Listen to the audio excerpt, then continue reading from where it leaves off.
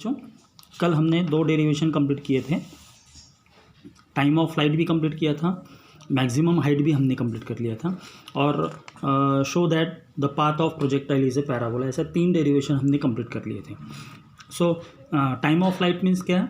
It is the time taken by the projectile to remain in to the space. Okay, so maximum height क्या है? It is the maximum vertical distance travelled by the projectile from the point of projection. So t के लिए हमने derive किया था T time of flight. सबसे पहले equation हमने डिराइव किया था y is equal to a x minus b x square. फिर हमने डिवाइड किया था time of flight is equal to 2u sine theta upon g. फिर हमने डिराइव किया था maximum height h is equal to u square sine square theta by 2g, u square sine square theta by 2g, ये हमने derive कर लिया था। और फिर हमने फर्स्ट 3 डेरिवेशन हमने कंप्लीट कर लिए थे। अभी टाइम ऑफ ये मैक्सिमम हाइट का और एक चीज़ है अभी हमको देखना है आगे का, टू अटेन मैक्सिमम हाइट। अगर मुझे बॉल को बहुत ऊपर फेंकना है, सो किस एंगल से मुझे, एंगल ऑफ प्रोजेक्शन क्या होना चाहिए to attain maximum height? What will be the angle of projection? Angle of projection must be 90 degree. Clear हो गया? अगर एंगल ऑफ प्रोजेक्शन 90 डिग्री रहेगा तो क्या होगा? बॉल सबसे हाइट में जाएगा। तो टाइम ऑफ फ्लाइट और मैक्सिमम हाइट जो है ये किसके ऊपर डिपेंड करता है? वर्टिकल कंपोनेंट के ऊपर डिपेंड करता है, और vertical velocity of the body के ऊपर डिपेंड करता है। सो और जो मैक्सिमम हाइट है it depends upon the angle 90 degree. ये चीज़ हमको देखना था। ओके, अभी हम नेक्स्ट थर्ड पैरामीटर हम पढ़ेंगे horizontal range. Now we have to study about what? We have to study about the horizontal range, जिसको रिप्रेजेंट करते हैं कैपिटल आर से। Horizontal range is denoted by what? Capital R. What it is that? It is the maximum horizontal distance travelled by the projectile from the point of projection. मतलब कैसे? Suppose मैंने यहाँ से ball को फेंका, ball कैसे होगा? ऐसा जाके ऐसा इधर आएगा। सो हॉरिजॉन्टल डिस्टेंस पे यहाँ से लेके यहाँ तक का जो डिस्टेंस है इसको हम क्या कहेंगे? रेंज कहेंगे। सो एक्स एक्सिस में जो डिस्टेंस ट्रैवल होगा,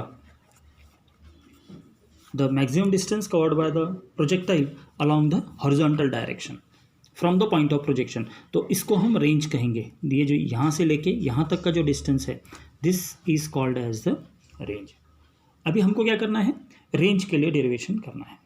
so for this already we know that this is the maximum height. At this particular point ui becomes 0. If ui becomes 0, ux is equal to u cos theta, and this ui is equal to u sin theta. ये same diagram हमको निकालना है। This is the range, R is the range. तो 2 component निकल गए अपने, हमने already देखा। U i is equal to u sine theta and u x is equal to u cos theta along the x axis. Theta is the angle of projection. ये जो है theta is the angle of projection. और u क्या है? U is the velocity of projection. O is the point of projection. Okay, इतना हमने already देख लिया था, और ये कॉमन फिगर है। ये figure is there, this figure will you have to draw for all the 4 derivations. जितने भी हम डेरिवेशन कर रहे हैं, सब डेरिवेशन के लिए कॉमन फिगर यही रहेगा। अभी मुझे क्या करना है? हॉरिजॉन्टल डिस्टेंस निकालना है, आर का रेंज निकालना है। तो हॉरिजॉन्टल मोशन मुझे निकालना है, तो हॉरिजॉन्टल मोशन निकालना है, uniform motion. So horizontal distance is taken as what?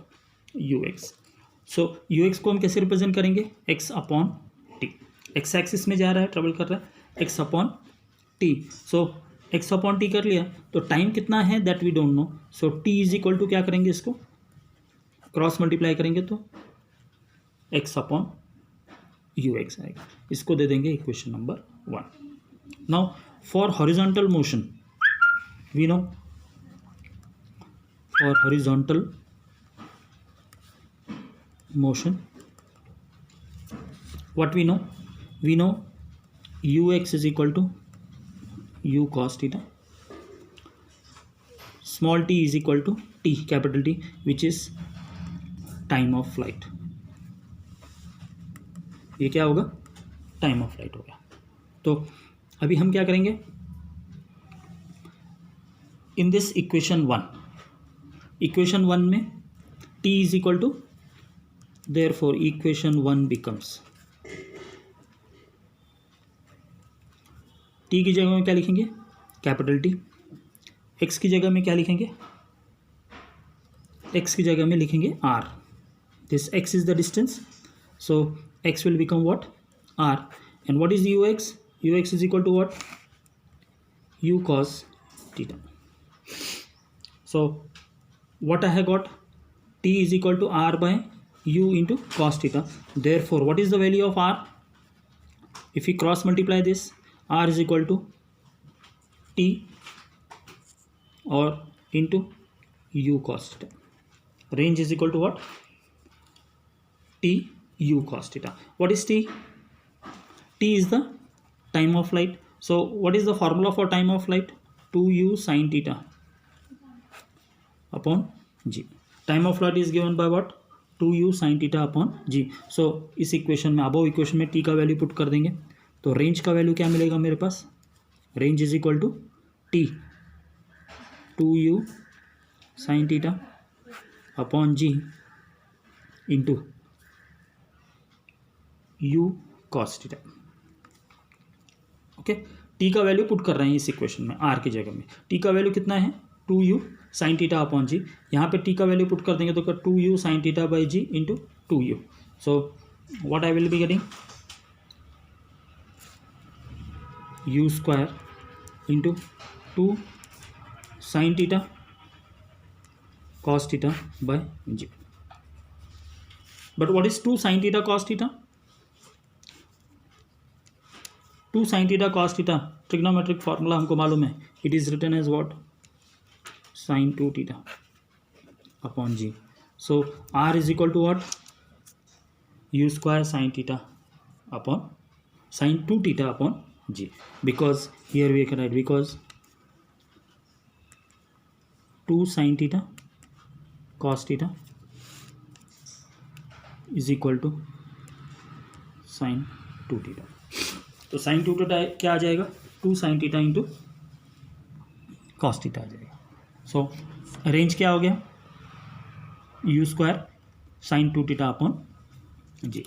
So if suppose somebody ask you what is the maximum range, range कब मैक्सिमम होगा,